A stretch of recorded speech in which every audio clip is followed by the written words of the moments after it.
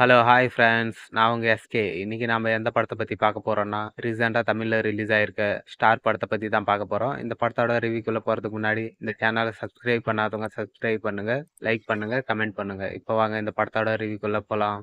Star இந்த படத்துல யாரெல்லாம் நடிச்சிருக்காங்கன்னா, கவின், அதித்தி பகவான்கர், லால் இன்னும் சில பேரெல்லாம் நடிச்சிருக்காங்க. இந்த படத்தோட கான்செப்ட் என்னன்னு இப்போ ஒன்லைன்ல பார்த்துடலாம். சின்ன வயசுல இருந்து தான் ஒரு பெரிய ஸ்டார் ஆகணும்னு ஆசைப்படுறாரு கவின்.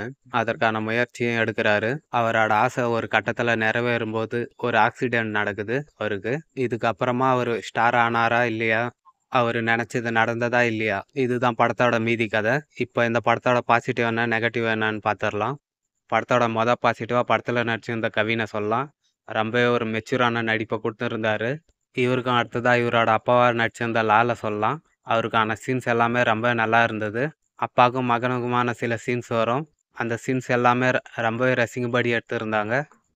படத்துல பல சென்டிமெண்ட் சீன் இருக்கும். அதெல்லாமே எனக்கு நல்லாவே ஒர்க் ஆச்சு. படத்தோட மேக்கிங்கும் ரொம்பவே நல்லா இருந்தது. படத்தோட பேக்ரவுண்ட் ஸ்கோரும் ரொம்பவே சூப்பரா பண்ணியிருந்தாங்க. படத்தோட ஃபர்ஸ்ட் ஹாஃப்ல ஒரு சர்ப்ரைஸ் வச்சிருந்தாங்க. அது ரொம்பவே நல்லா இருந்தது. அதேமாரி படத்தோட செகண்ட் ஹாஃப்லயும் 2 சர்ப்ரைஸ் வச்சிருந்தாங்க. அதுவும் ரொம்பவே நல்லா இருந்தது. அது என்ன சர்ப்ரைஸ்ன்னு படத்த பார்த்து தெரிஞ்சுக்கங்க.